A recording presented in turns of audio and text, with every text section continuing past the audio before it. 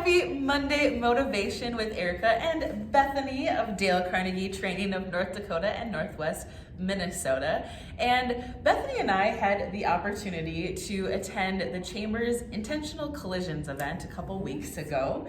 And so I thought it would be great today to talk about the importance of mentorship and what that looks like from both sides, being a mentor, but also having a mentor. Yeah, absolutely. Erica always puts me on the spot, and I love this question. Thank you to the Chamber for hosting such an intentional event. It was funny because one of the things I kept thinking throughout my time meeting with many different women was I think I may have learned more from them than perhaps they learned from me.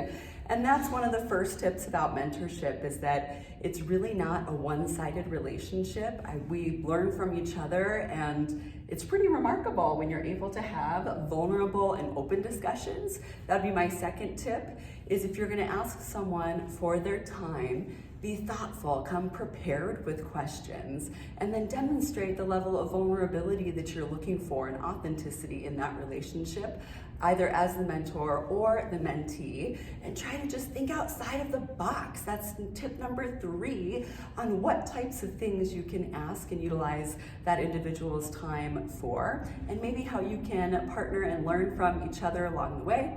Take notes before that information escapes your brain, because that happens really quickly. I was on my phone emailing myself a bunch of notes as we were leaving Intentional Collisions last week. And it's important because there's so much that happens in our lives, and they get very, very full. So the 3 tips would be just to remember to be open to learning as much about that person. It's a 2-sided reciprocal relationship.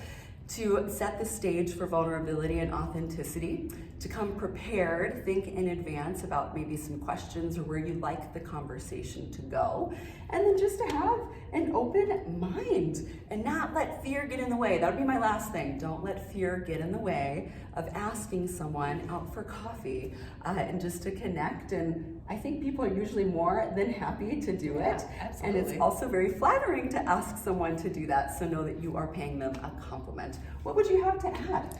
I've just had the pleasure of having some really wonderful mentors in my life. And so if you don't have a mentor, I would encourage you to think about somebody that you might want to have as a mentor, or somebody that you've seen in the community that's doing good. And like you said, just reach out. Yeah, just reach out. That's all that it takes, is just a little bit of confidence.